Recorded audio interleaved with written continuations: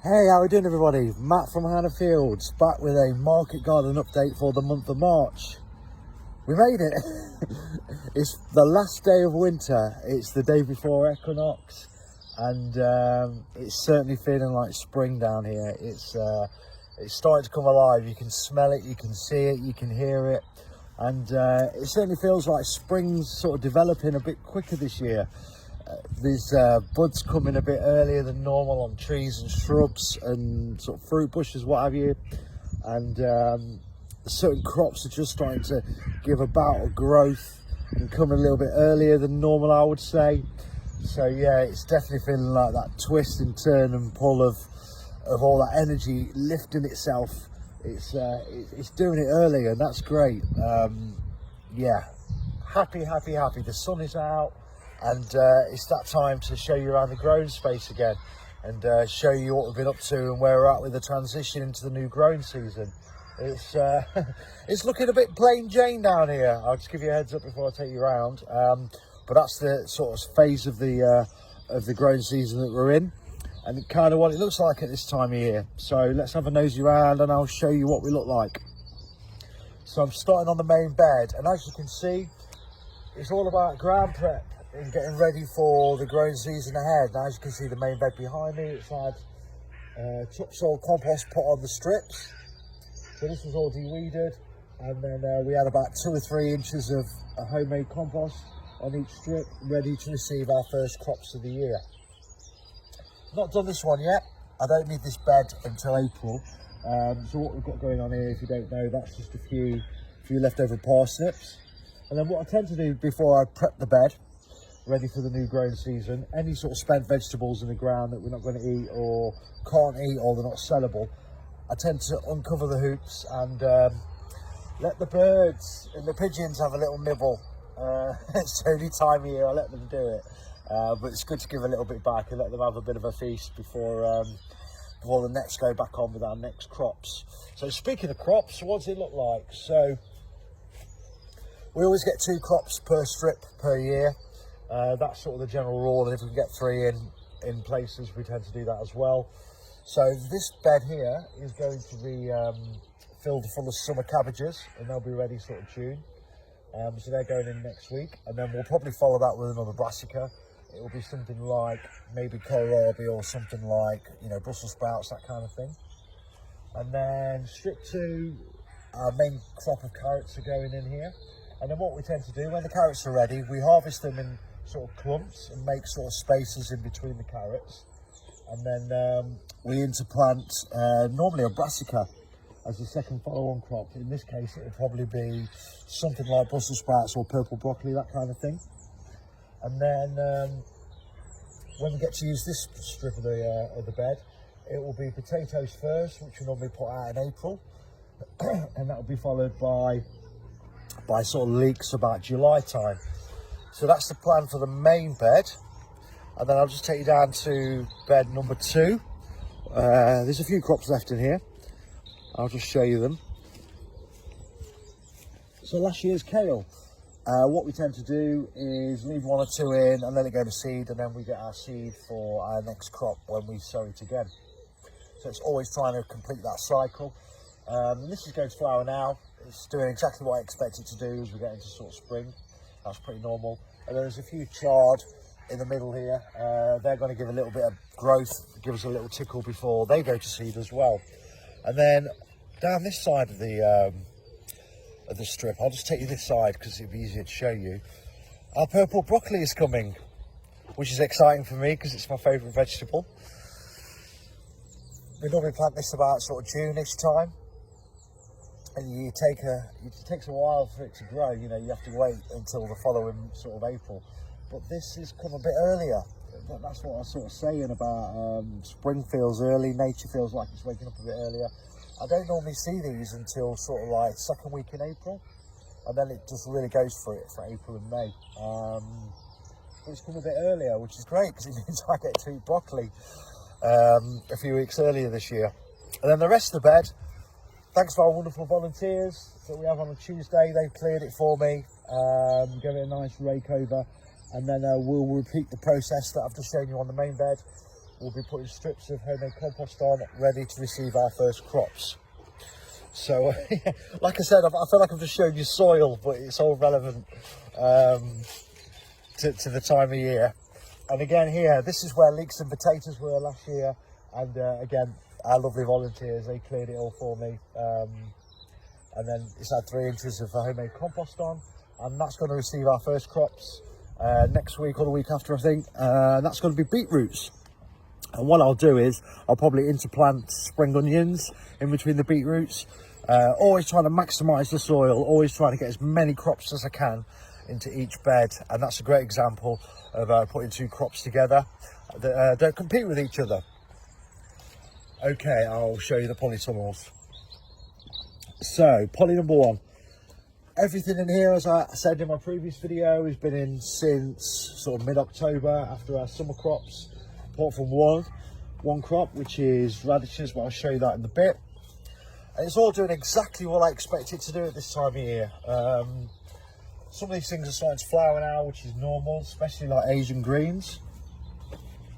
For instance, Mizuna. This is Mizuna, and some of it's just starting to flower now, which is pretty much on point. You know, I always say sort of March, April time is when this starts to flower. So it's given its last bout of growth, and then it gives all its energy to the centre part, and then that shoots up the flower, and all the energy goes into seeding, which is normal. So yeah, these will be sort of out in the next couple of weeks, I would have thought. And then what I try and do is I try and leave one planting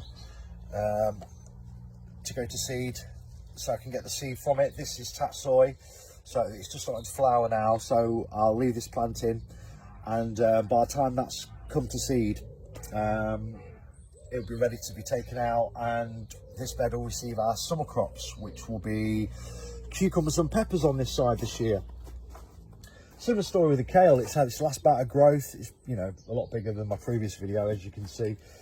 And then this will just start to flower anytime now, really. So we've had a really good harvest out of the kale. It's great because you get a little tickle over the autumn, and then you get a tickle over the winter, and then you get this last bout of growth as you get into late winter, early spring, and then it goes to seed. So what I will do is, again, I'll somewhere, because I'm growing this more than just here, I'll leave one planting of kale and get my seeds off that, ready to plant again at the end of sort of September, October time. So it's just that complete cycle constantly. Here we've got our spinach that's been in since mid-October. This is just starting to flower now, I've just noticed. In fact, there's one there. As you can see, it's just going to flower. So again, doing its last growth before we harvest it. Again, rocket, been in since mid-October. This is the time of rocket now as you get into March, April. So this is just starting to go nuts, and this will give us a lovely bit of spice in our salad bags for the next sort of 3 or 4 weeks. And then middle section, so this is beautiful spinach that went in sort of a month after the other spinach. I think I put this in November, if I remember rightly. So we're getting a bit of an overlap. So when that spinach is done, we've still got, you know, a few weeks of spinach left on this one.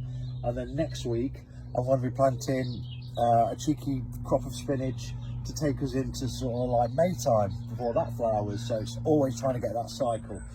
And spinach, you can't really grow in the summer if you're growing true spinach like this.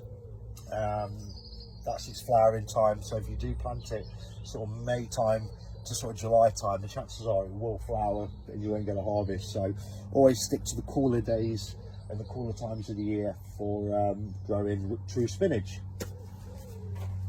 Coriander, this coriander here was in our baby greenhouse overwintering, and I put it in a few weeks ago, so this will give us a harvest for the next sort of 3 or 4 weeks, probably a bit longer if we're lucky. Yeah, that's growing well. And then over this side, yeah, a great way of sort of expressing how you're interplanting and how to maximise your space, and show you a variety of crops that do well with each other. So I'm just going to put you down, that's okay, hopefully you can see. So what I've got going on over here is I've got a row of carrots, and then I've got overwintering lettuces and spring onions and garlic. Then what I did yesterday is I put in all the gaps radishes. So all these crops are going to come into their own pretty much at the same time and be finished at the same time. And a great way of sort of interplanting is this setup, I would suggest. You know, radishes and spring onions and sort of carrots and lettuce, they don't compete with each other. They'll sit side by side in symbiotic uniform, and they'll just grow well. And all these crops will be finished by the time I need this space for, in this case, it will be tomatoes that I'll be putting in sort of May time. So I just thought I'd show you this. It's a great way of sort of putting stuff together that doesn't compete, like I say, and help each other and support each other. You know, things like the allium family, like your garlic and your spring onions, they're protecting the carrots from carrot root fly. They're a deterrent, so that does really well. And things like radishes, you know, they grow so quickly. You know, it's less than 3 months, isn't it, from sort of seed to harvest. So it's a great way of getting a little snatch crop in, putting radishes in gaps. And when your radishes are ready, that's kind of your first vegetable of spring, really, that you plant the same year and harvest first, because there's such a quick turnaround. And radishes, I would suggest, always do it this time of year. I don't find they do too well in the summer, even though we associate it with salad and summer eating and all that. They go a bit scraggly and they don't really like the warmth. So yeah, get your radishes in sort of February, March, I would suggest. So yeah, that's pretty much it for the main poly. And then I'll take you into poly number 2, which is doing a similar thing really to the poly I've just shown you. So a lot of stuff in here is overwintered veg. We've got carrots, and you know, again, we've got more beautiful kale and spinach going on, and salads, etc. And then a couple of weeks ago we put in our first crop in here, which is peas this year. So last year I had cucumbers in this area, and yeah, we're going for peas this year. So these will be mainly for shoots, and then we'll let them pod up as well, so we get 2 crops out of them. So that's all cool. And all these other sort of vegetables you can see, they'll all finish at a similar time to the ones in the other polytunnel. These carrots have been overwintered. They went in September, and we got a cheeky little sort of harvest over the winter, little sort of chantelly ones, and then they'll do a little bit of growth, and they'll be out again, like I say, in the next sort of couple of months. And then again, similar story down here really. So we've got a gap, get the radishes in, cheeky little crop of radish before I need the space for tomatoes.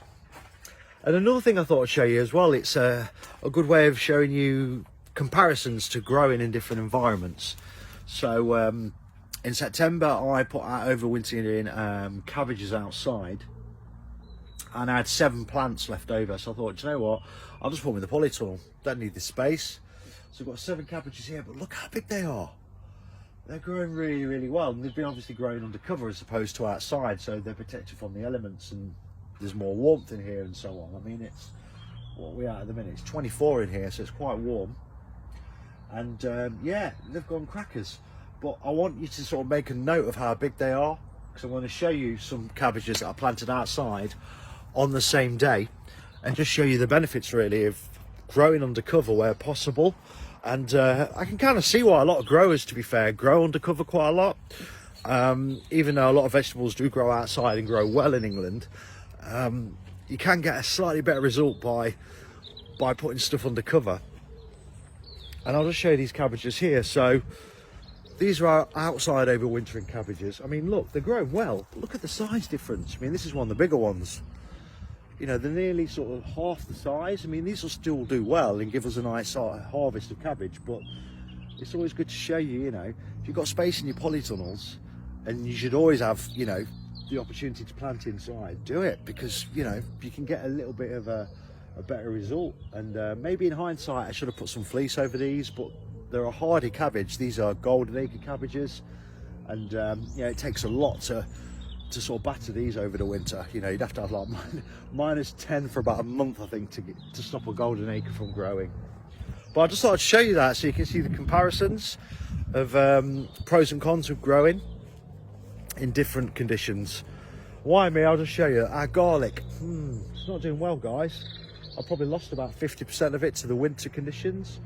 And as a rule of thumb, I don't sort of fleece or cover garlic. It tends to establish itself as a rule, get its roots down, do a little bit of growing before it gets to winter, and then go again now. But yeah, it's not done well. I don't know whether the strain of the garlic was strong enough this year with the garlic that I planted. I don't know. But like I say, we lost a lot of it, and I'll see how it goes. It looks a bit scraggly. It might recover and become strong in the next couple of months. So I'm 50-50 how this is going to perform, and if it doesn't do what I want it to do, then yeah, I'll take it out. I'll sacrifice the crop, and I'll put runner beans in here. I'll put a Harris fencing up and grow them here this year, which is kind of where my mind's at. Because in the main poly and in the poly number 2, I've got garlic growing inside anyway, which is growing better than this garlic. So again, it's something to consider, indoor, outdoor growing. I'm just trying to think if I've got anything else to sort of show you or express to you in the growing space that I'm missing. There's not a lot going on at this time of year really, because it's that time of transition. We've got a lot of seedlings on the go at the minute. What we tend to do, myself and Ange, we start growing our first crops sort of mid-February. That's our first sort of sowing date, and then we germinate and propagate and look after all our seedlings at home, and then when they're ready to be received in the ground here, we bring them down, and I tend to do that until about mid-May. So I don't sow really any seeds on the land until mid-May. Mid-May is kind of the safe sort of cut-off point for frost dates in the zone that we're in. That can vary in Derbyshire. It can vary. I mean, most sowing dates in terms of frost date cut-off point, they are quite similar in Derbyshire, no matter where you are. But I always think the 15th of May is the rule of thumb that I go by. It does fluctuate. I'll give you an example. Last year, 19th of April was the last time we had frost on Hannah's, and the previous year it was the 13th of May. So that's quite a big gap. So I always say mid-May, you're normally good to go with getting things germinated and sown, and you know, get it going in the ground after that sort of cut-off point. That's about it for the growing space, I think. There's not much more to show you. I mean, this space has certainly gone a lot different by the time I do my my April video, but yeah, that's the growing space for March 2025. I hope you found the video useful and informative. That's me out. Lots of love. Take care.